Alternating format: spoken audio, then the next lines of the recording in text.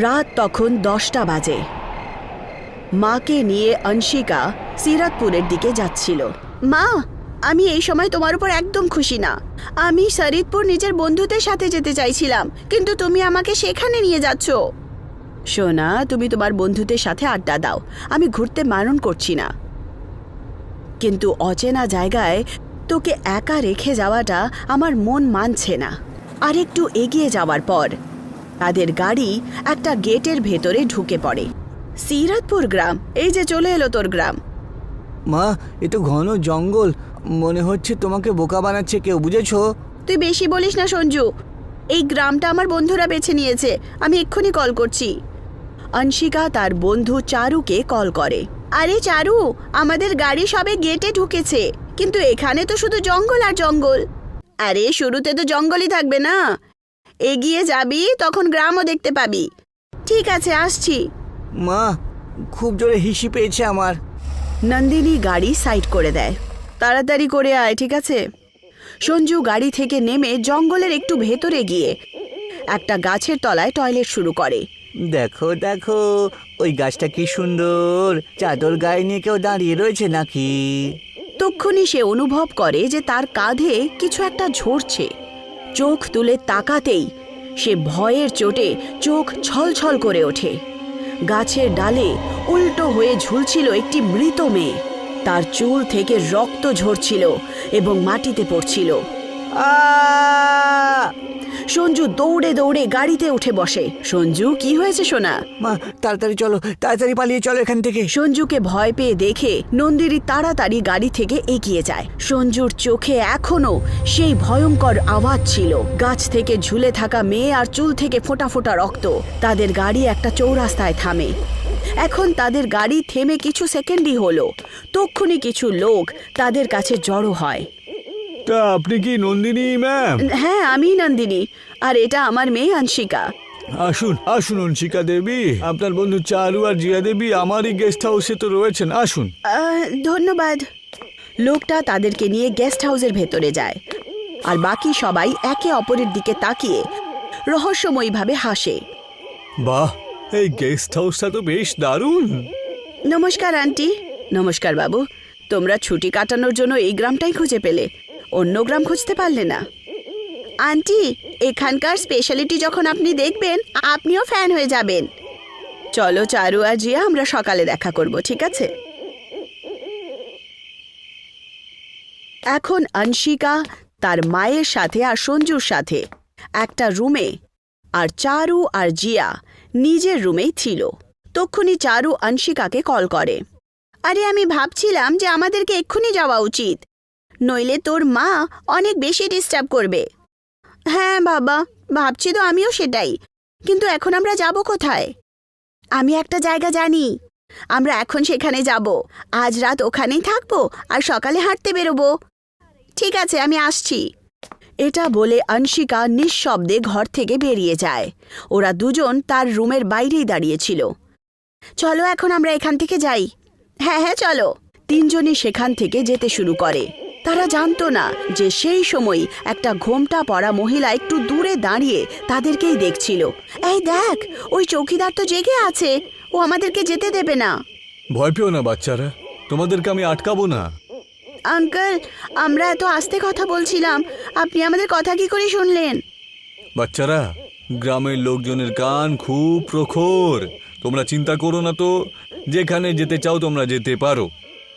Thank you uncle, আপনি খুব ভালো। ওরা তিনজনই খুশি হয় আর ওখান থেকে চলে যায়।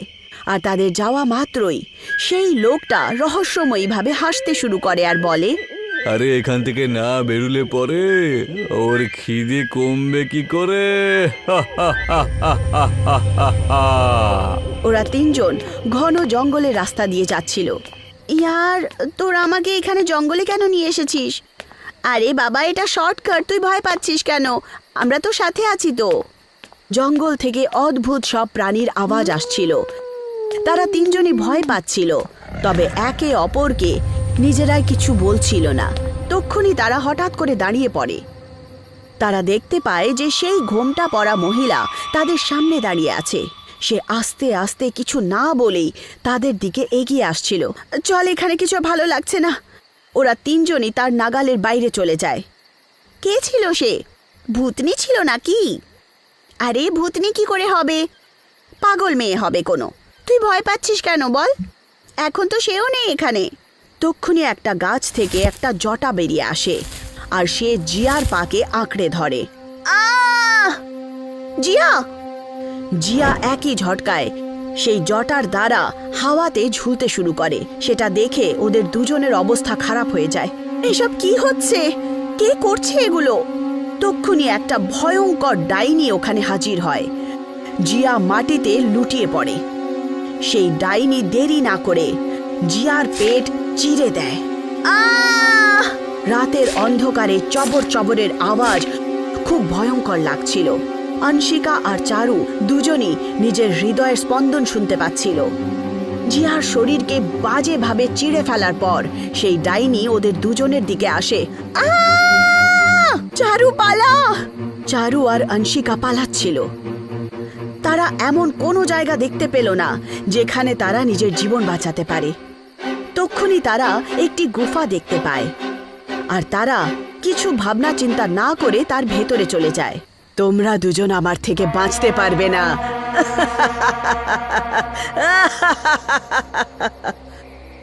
এইটুকু বলে সেই ডাইনিও বিদ্যুতের গতিতে তাদের সামনে এসে দাঁড়িয়ে পড়ে।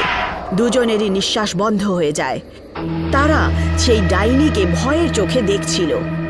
তক্ষুনি দুজন অঘোরী সেখানে আসে আর তাকে দেখে দুজনেরই আরো ভয় লাগে। এদিকে নন্দিনী এখনো অজ্ঞাত স্বরে ঘুমোচ্ছিল। তক্ষুনি সেই ঘোমটাওয়ালা মহিলা সেখানে চলে আসে। তখন তার চোখ পড়ে পাশের বিছানার দিকে। তখন সে সঞ্জুকে একা পায়। আরে অনশিকা কোথায় গেল? সঞ্জু ওঠ! নন্দিনী সঞ্জুকে নিয়ে ঘর থেকে বেরিয়ে আসে। সে সেই একই লোককে দেখতে পায়। শুনুন, আমার মেয়ে আমার রুমে নেই। আপনি জানেন কোথায় গেছে? না, আমি তো দেখিনি ওদেরকে। আরে তুমি তো জেগে আছো, এটা কি করে সম্ভব? ওরা এখান থেকে বেরিয়েছে আর তুমি ওকে দেখোনি? তক্ষুনি নন্দিনীর কি যেন হলো। সে সেই লোকটার গলা চেপে ধরে আর তাকে হাওয়ায় ওপরে তুলে ধরে। তাড়াতাড়ি বল, অনশিকা কোথায়? বল, নয়তো তোকে শেষ করে ফেলবো। আরে বাবা, বলছি আমাকে আগে নামিয়ে দাও, বলছি। তক্ষুনি হঠাৎ করে নন্দিনী নর্মাল হয়ে যায়। লোকটা মাটিতে পড়ে যায় আর নন্দিনী অবাক হয়ে তার দিকে তাকায়। একটা ডাইনি বহু বছর ধরে আমাদের গ্রামে এসেছে। ও প্রতি সপ্তাহে একটা মেয়েকে তুলে নিয়ে চলে যায়, তারপর তাকে শেষ করে দিয়ে ওর লাশটাকে গাছে ঝুলিয়ে দেয়। ওর জ্বালায় খুব মরছি আমরা। আমাদের গ্রামের একজন মহান তান্ত্রিক ওর সাথে কথা বলে। আমার দুটো এমন মেয়ে চাই যার কাঁধে একটা কালো চিহ্ন থাকবে। ওই দুজনের বলি দেওয়ার পর আমার শক্তি বেড়ে যাবে আর আমি সব সময়ের জন্য যুবতী আর সুন্দর হয়ে উঠব। যতক্ষণ আমি সেই দুটো মেয়েকে খুঁজে না পাই ততক্ষণ আমি এইভাবেই প্রত্যেকটা লোককে মারতে থাকবো। তখন থেকে সেই মেয়ে দুটোকে আমরা খুঁজছিলাম। একটা মেয়েকে তো পেয়েও গিয়েছিলাম, আর তখন আমরা ওকে ওই ডাইনির হাতে তুলেও দিই। ওই ডাইনি তার বলি দিয়ে দেয়। আর এখন দ্বিতীয় মেয়েটাও খুঁজছিল সে।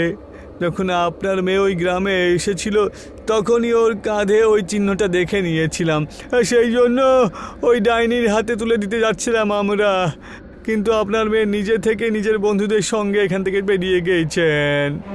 সমস্ত কাহিনী শোনার পর নন্দিনী প্রচণ্ড ঘাবড়ে যায়। সে সেই সময় গেস্ট হাউস থেকে বেরিয়ে গুফার দিকে রওনা দেয়। বুঝতে পারছি না সেই শক্তি কি করে পেলাম আমি। যখন থেকে এসেছি কিছু না কিছু হচ্ছেই। এদিকে নন্দিনীকে একটি খুঁটির সঙ্গে বেঁধে রাখা হয়। ডাইনি দুটো অঘোরীকে নিয়ে পুকুরের সামনে বসেছিল। সে বারবার মন্ত্র উচ্চারণ করত। তক্ষুনি একজন অঘোরী দাঁড়ায় আর সে অনশিকাকে খুঁটি থেকে খুলে ডাইনির সামনে ফেলে দেয়। ডাইনি তার হাতে থাকা ছুরিটা তুলে নেয় আর অনশিকাকে আক্রমণ করতে যায়।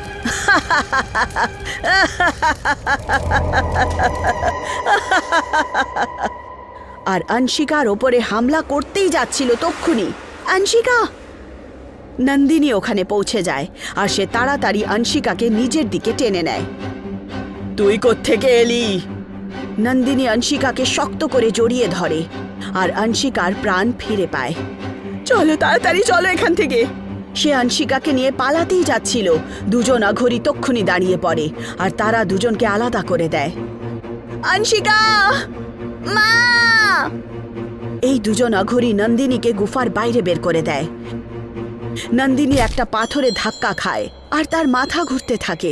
তক্ষুনি সেই ঘোমটাওয়ালা মহিলা তার সামনে আসে। সে নন্দিনীর একদম কাছে চলে আসে আর তারপর হঠাৎ করে ধুঁয়ো হয়ে তার শরীরে ঢুকে যায়। ভেতরে ডাইনি এখনো অংশিকাকে বলি দিতে যাচ্ছিল। তক্ষুনি নন্দিনী ওখানে পৌঁছায়। মেরে দাও ওদের! দুজন অঘরী নন্দিনীর দিকে এগিয়ে যায়।